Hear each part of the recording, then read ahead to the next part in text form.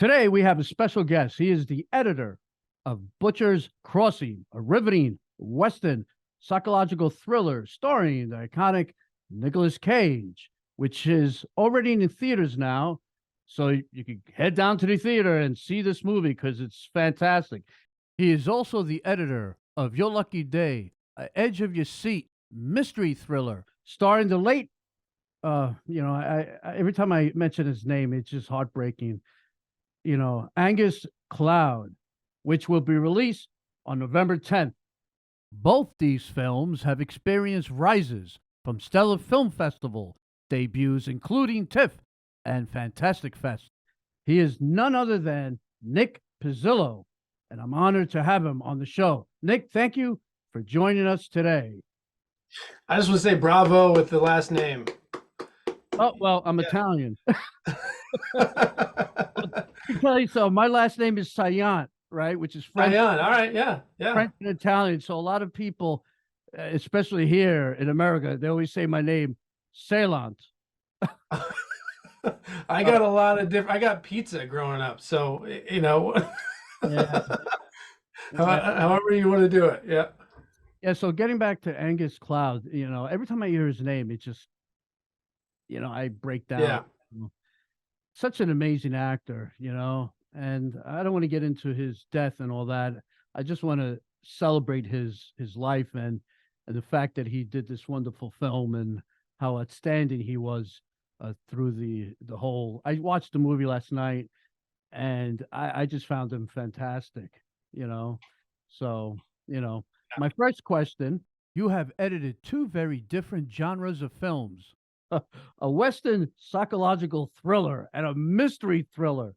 How did you approach these projects differently in terms of editing, style, and pace and tone?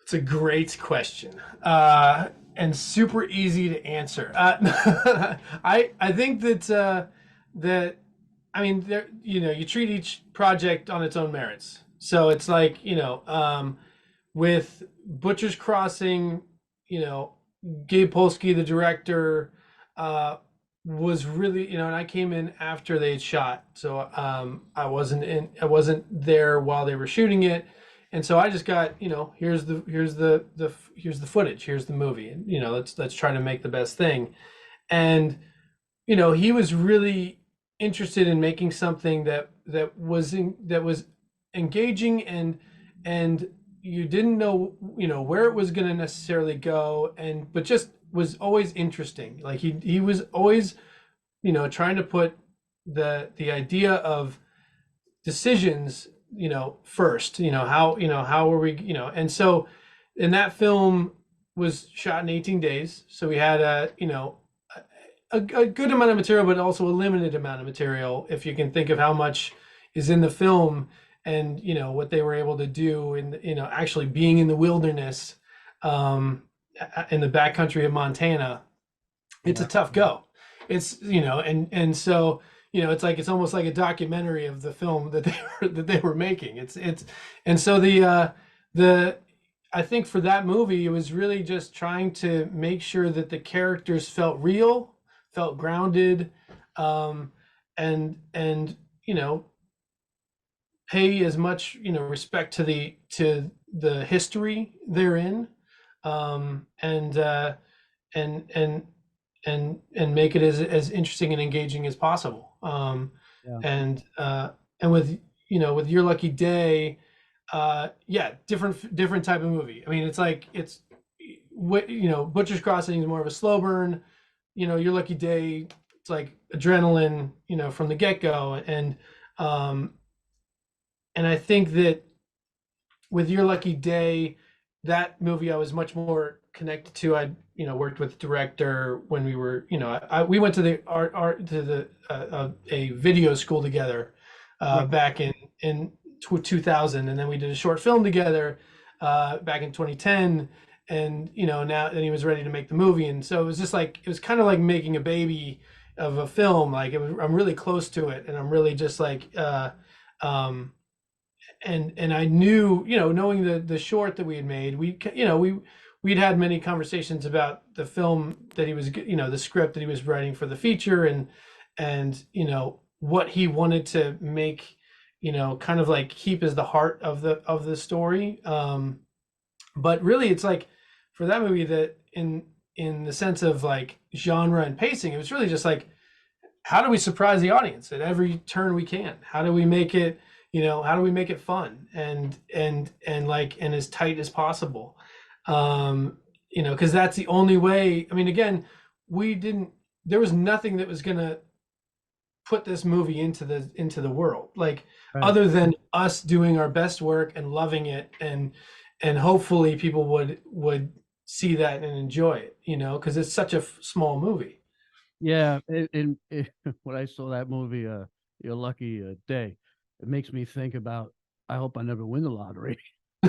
To get into that position, I would just keep, like, look, I always tell people, just, loose lips sink ships, period. Just keep it quiet, I totally agree. because you never know who's, watching you or listening or whatever, 'cause that's a lot of money. A lot of greed gets involved. It's too much money. I mean, half the time, I mean, you hear it, like every lottery win has some horror stories Yep. that come after it. It's just like, be careful what you wish for, right? Yeah. Yeah, Oh, yeah. absolutely. What are some of the challenges and rewards of working with Nicolas Cage and Angus Cloud?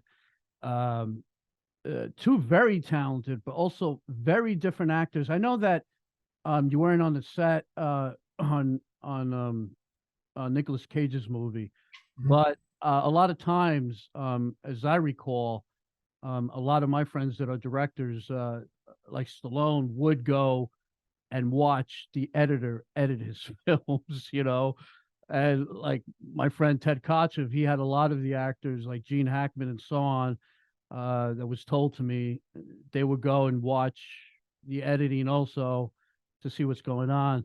So, what's your intake about all this? Well, so on Butcher's Crossing, Gabe was very closely in touch with Nick through the process, and would be, sending him cuts when Nick would like to see it, and that was also, it was it was a bit nerve wracking when we finally showed Nick the first cut, but he was super super excited, like, very, very excited that, I think all of the hard work that he had put in during, production, because none of it was easy. I mean, that, it's like if you watch all the outtakes of that film, it's just like it's grueling, real, real stuff, and and so no, he was a big cheerleader, and as we made, adjustments, he had notes, and we, and other things, and that we would, try to appease, and um I mean, I've never,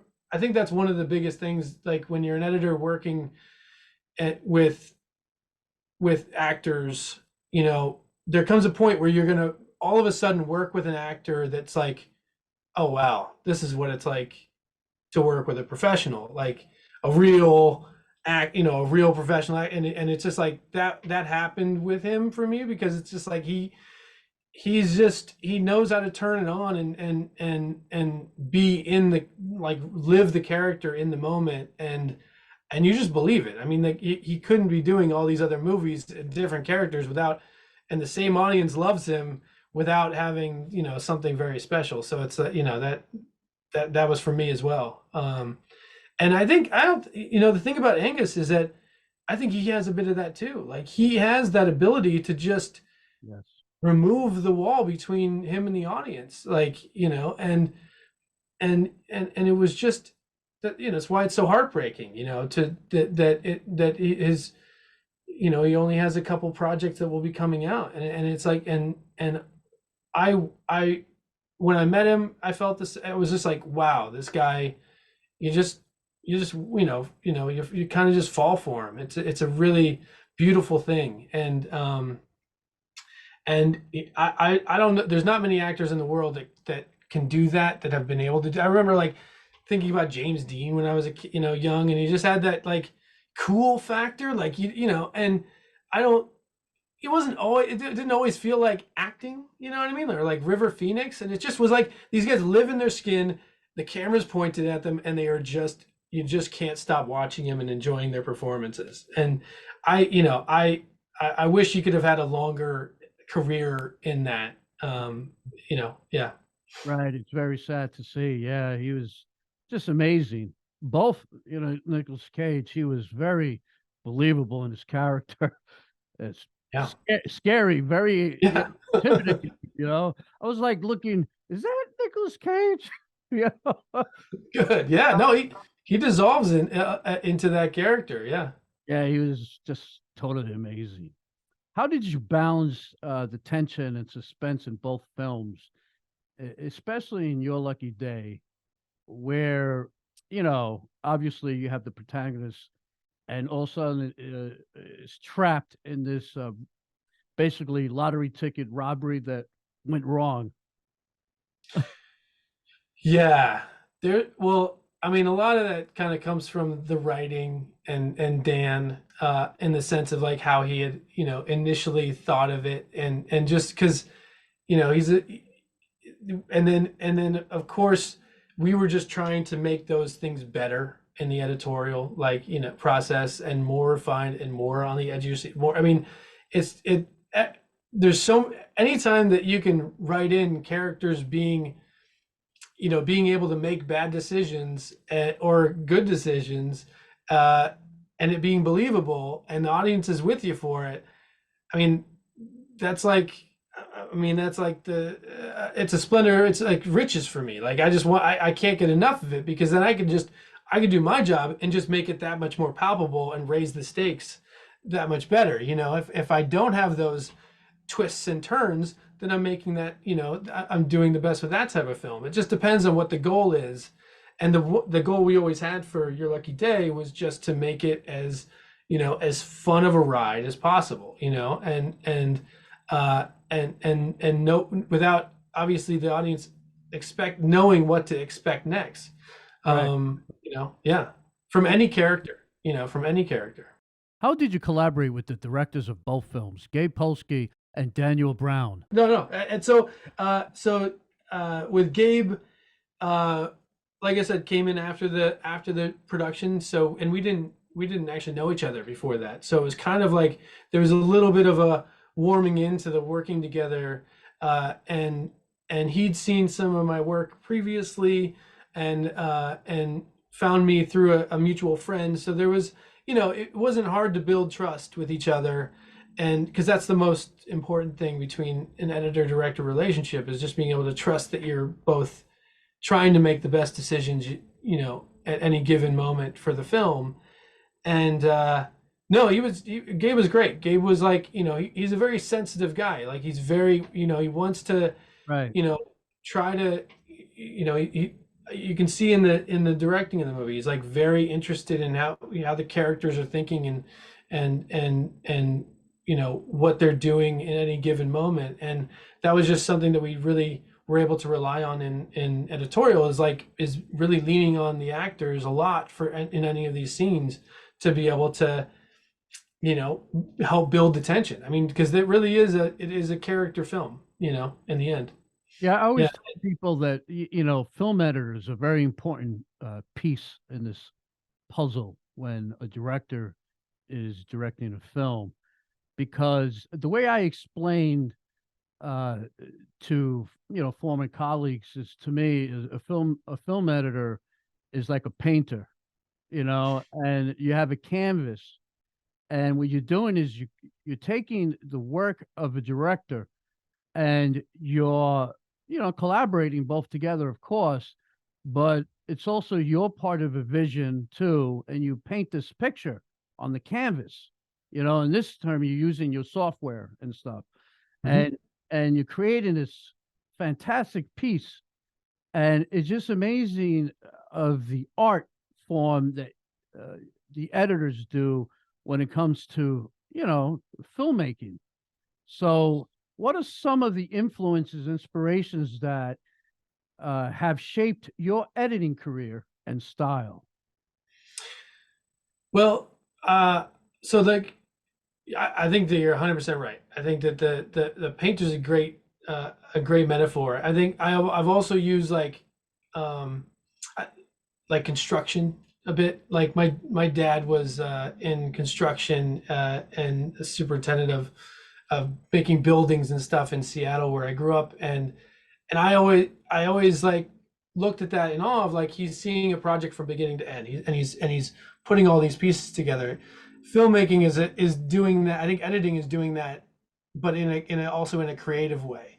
You're getting to see a thing from its building blocks to then how people are going to look at it and experience it, right? And so, I I think that the experience of the film is what the editor was able to bring to the table. It's like it's that, it's the mood of it, all, it's like they're helping to craft and make those, make you cry, make you laugh, make you, it's all timing and pacing and I think that the best collaborations in film in the history of film, directors work with the same editors because they then are able to trust that those editors are able to do, help make the film that they also, envisioned. And so it's, but it's, and it is 100% collaboration because and there, because I don't think any idea is at its best when it's unchallenged. You know what I mean? Like I think that it only becomes better and more diamond-like when it's been refined and broken down and heated up and broken down. You know what I mean? And then finally you get to the place where you're like, okay, we've challenged this enough, and we're happy with the result. Yeah, yeah. What are some of the tools and techniques that you use to enhance your editing workflow and efficiency? Can you give that little secret out to? Oh yeah, yeah. Well, I mean, it's I cut these films on Avid, and but like you said, kind of like you mentioned the software, but I think that once you get to a certain point as an editor, the software is just a brush, right? And it gets out of the way. It's just and you're not thinking about the software as much as you're thinking about what the thing is inside the software, the movie or the film, and you're not, because if you're still having to think technically at the same time as creatively, then you may need a few more hours to get there because it's just going to take you a little longer to in the process. And so the longer that you're working in editorial and working with a software like Avid or DaVinci or Premiere or whatever it is that you use, the more you're doing it, the better you'll become at the other thing because you'll be thinking less about the technical side. Okay, good. Now, let's go to Nicolas Cage's movie, Butcher's Crossing. Um, I had an experience a long time ago when my friend uh, Ted Kotcheff did a film in the early '70s called Wake in Fright. It was Hmm. an Australia film, and uh, it actually screened twice in the Cannes Film Festival. It's one of the two films that ever screened twice. There's a scene in that movie where there's a slaughter of kangaroos, Oh wow. and right, but the film that he had were archive footage. In other words, he didn't film it. It's something that he got, and in the beginning, it got a lot of heat because a lot of people saw a lot of kangaroos being slaughtered. But he showed it because he panned on one of the kangaroos to show their hands, how similar they look to humans. He did Oh that, wow. and because of that, um, you're not allowed to hunt kangaroos and kill them for sport at all. Wow. That's powerful. Yeah, later on in the years, that it took form. I look at this film with Nicolas Cage, Butcher's Crossing, and I see there were a lot of, in those days, in the late 1800s, there were a lot of slaughter of buffaloes and so on. Uh, and can you like talk, because I don't want people thinking that this happened in your film, because Right.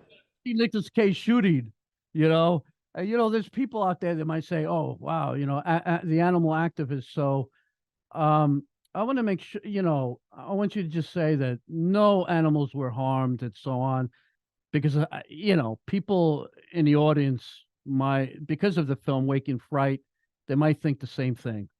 Yeah, no, and that's a really good point. The I wasn't there for production, but what I know of the film, because I had the same experience when I watched the dailies. I was like, wow, this is incredible material. Like, so they shot on Blackfeet Indian territory, Native American territory, in Montana, and all the buffalo that were in the film are kind of, they have general practices, and where they actually, they do harvest some of the buffaloes, and they use all their skin. So the buffaloes that are in the film were just a part of what they were doing already with the buffaloes, and they were able, they allowed the filmmakers to shoot their process in a dramatic way. And so so it's a different, I mean, it's a thing. Well, I'm glad they didn't mention it in the film. Like Yeah, at the end of the film, they give a yeah, whole, theme about it, which is good yes. that they do that. That people automatically will sense, okay, these animals weren't harmed in the film and so on. Yeah, yeah. I mean, it's a tough thing. I mean, you can, and the story, obviously, that this is about is that, 60 million to 300 or 6 million, whatever it's like, to 300 buffalo at the time, just completely decimated. And then to be, obviously with all the work that the Blackfeet are doing, it's like they're up to 30,000 buffalo again. So I mean, there's a good conservationalist story in the background of the film that it's like, after the math, basically in the aftermath of the film, it's like, that has taken place, which is awesome. Yeah, yeah. What are some of the advice or tips that you would give to the future of the emerging film editors who want to break into this beautiful industry? Well, I'd be almost giving it to myself as well, but I would just say, it's, try to find collaborators that you enjoy working with and that you respect creatively, and make some art together. And because, if you care about it and you're passionate about it, and it'll show. And um, try not to say no. Just always say yes. You never know what opportunities are gonna, take you in any given direction. So yeah. So there you have it. Your Lucky Day comes out on November 10th. Yep. And right now, you can watch Nicolas Cage's movie, Butcher's Crossing. It's out in theaters now. So my review, both films are fantastic, amazing, Thank you. great actors, different form of actors, but still the end product, fantastic films, fantastic chemistry within all actors, and you did Awesome. a marvelous job editing. God bless you. And I would say I wish you luck, but I doubt it because you know Hey, it, it's got to be my lucky day someday, right? it is your lucky day. Yeah. Thank you so much. It's really nice to meet you. God bless you and take care.